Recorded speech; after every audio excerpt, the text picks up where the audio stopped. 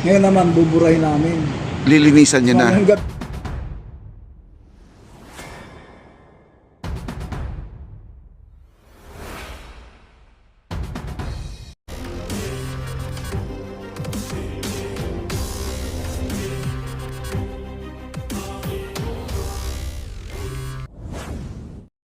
Nakikita nyo, napapansin nyo, napakaraming vandalism at meron pong nag-request ng ating mga kababayan, ng mga viewers natin, ay isa daw to sa nakakapangit tingnan kapag hindi ito napipinturahan, kundi lagyan ng vertical plant, no? Ang itong mga poste na to. Dalawa lang ang optional ito, pinturahan ulit at kundi lagyan ng vertical plant, kasi may nag-comment vertical plant daw mas maganda para hindi malagyan ng vandalism. At napapansin ko dito ay puting-puti na po ang ating nung ating poste. Ayan po. Ito yung nung isang araw ay grabe ito. Yes sir, napakaganda na. Nabubuhay sa malilim to sir, no? Oo. Tawag siya Mondo Grass. Mongo? Mondo. Mondo grass. Carabao Grass. Carabao grass. Ay, Tinanim namin niya sa lilim. talaga no, slice na slice yan dito sa araw. Foreman, Ang galing ni Foreman. Taga-landscape yan. Si Foreman. Ayan, si Foreman Kanoy. At maganda dito guys, tinanggalan na po lahat ng bakod. At ito po, ready na po sa mga kababayan natin. Handa-handa na po tayo. Ayan, Meron pa dyan. oo. Ito po ay Mondo Grass guys, ang tawag dito. At ito ay nabubuhay sa lilim. Kaya pinalito namin. Oo, maganda to sir. Pero ito sir, may nagtatanong, ito pa ilagyan doon ng bakod na maliit lang. Ang alin? Itong gilid na to, hindi nalagyan ng pins na. Ganyan lang siya. Oo. Ingat na yung tatapak yan. Oo nga dapat Okay yan kasi yan, matibay yan sa... kahit upo-upuan nila yan, no? Yan, Oo, Picnic yan. yun. Mas matibay yan kaysa doon sa ibang yung Bermuda, no? Bermuda. Yan kasi ng aso yun. Wala na, iba ng na itsura. Galing naman yung naisip nitong yung Mondo Grass na to, no? Napakaganda. Kasi nagano na turo si sekretary mo. Sekretary. Kasi mabubuhay dyan, liling ganun. Eh, hindi niya alam, eksperto kasi ito. O nga, si Foreman Kanoy. Po si Foreman Kanoy, simple lang po yan. Vlogger ko, di ba? Kasama ko. Malaki ng yan. Ayan sir, maganda dito sir, kasi pinunturahan na po yung mga poste, yung mga vandalism, Bandal. Ayan napakaganda na po. Ayan po si architect, nandito po si architect, ha? Tubo, papinturahan. Ayan si architect. Ayan yung Yung tubong madilim, papinturahan mo na dyan. yung tubo. Tubo ba? Yung madumi. Papinturahan mo. Yung tubo kasi baka makalimutan ba, no? Hindi, pero rin Para uniform. Ayan. Sana sulatan ulit ng mga dikado. Ayan guys, naririnig nyo? Huwag daw sulatan. Sana po ay panawagan po natin sa mga kababayan po natin. Lagi nating ilalagay na vandalism mga kaibigan. At lagi po nilang sinasabi pag nahuli, fine or holy or ikulong, di po natin masasabi yan. Pero ito naman ay disiplina na lang po ang kailangan natin. Ayan napakaganda po ng ating plaza. Huwag na po nating dudumihan. Ayan puting-puti Noong dati nakikita natin puro sulat po yan. Ayan. Si Engineer, anong pangalan niyo sir? Engineer? Nitoy. The Great. Nitoy the Great mga kaibigan. Pogi. Matagal ko na siya nakikita guys kasi bihira lang kami talaga mag-uusap-usap. Example ng loko-lokong adik-adik. Oo. Sinusulatan. Ngayon naman, buburahin namin. Lilinisan nyo na. Ngayong gabi, susulatan na naman. Ay, wag naman sana, no? Sir, pwede pa tayo maglalagay dito ng yung signboard? Pwede naman, sa amin. I-request. Sa disod yan. Sige sir, Sa disod yan. tapos, yun ang request nila, lagyan daw ng signboard, yung pag nahuli, ganito, may fine na magkanong amount, first offense, second offense. Walang CR ba? Oo. Lalo na yung kabilado. Oo. Hirap na hirap kami nun, di ba? Inilawan namin yun. Oo. Pati dyan, baka ilawan na rin namin. Alagyan nyo ng ilaw to. Di ba, At saka, hindi ko napansin sa doon.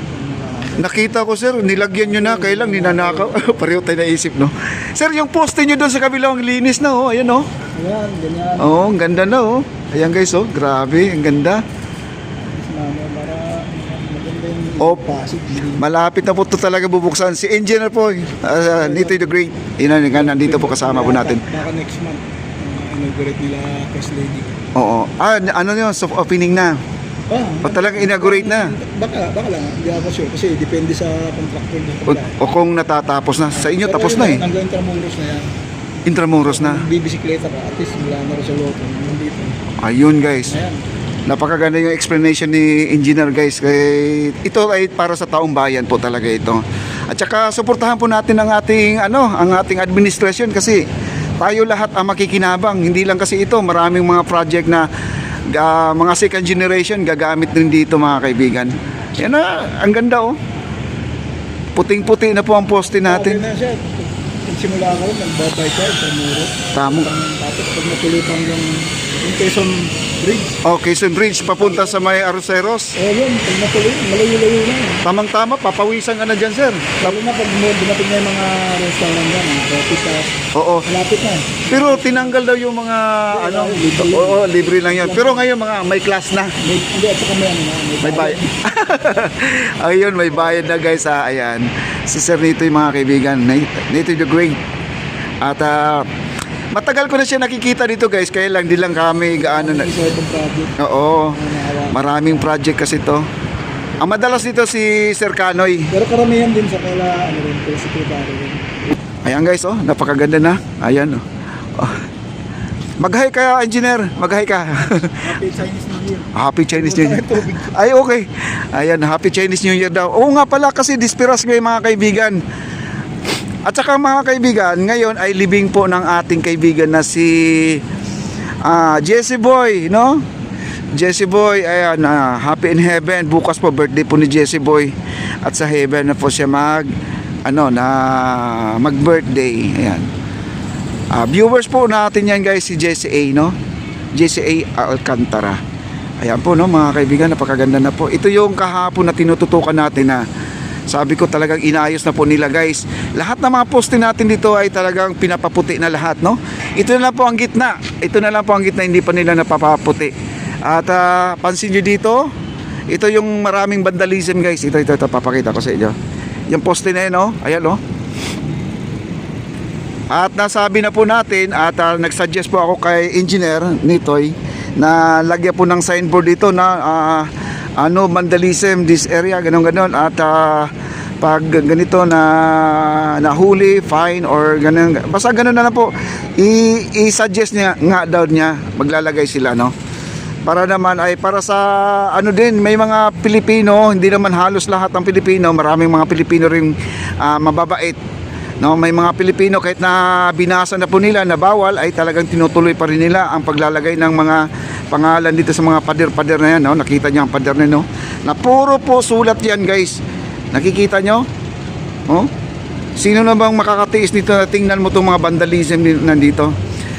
Pangit ka talaga tingnan, no? Pangit talaga. Pero kung ito naman guys, kung gawin itong lagyan ng mural painting, medyo okay, no? I-dark na ng konti kahit nasulatan nila ay pero pangit pa rin, no? Dapat sana ay hindi po talaga sila pwede magsulat-sulat dito kasi masakit po sa mata guys. Yan, oh, doon, no? Napakaputi na guys, oh. Yan, oh, ang puting-puti na, oh. Wow. Ganyan na po kaganda po ang ating plaza.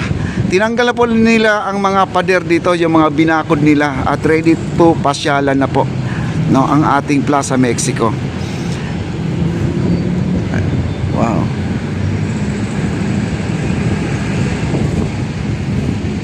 Ganda, no?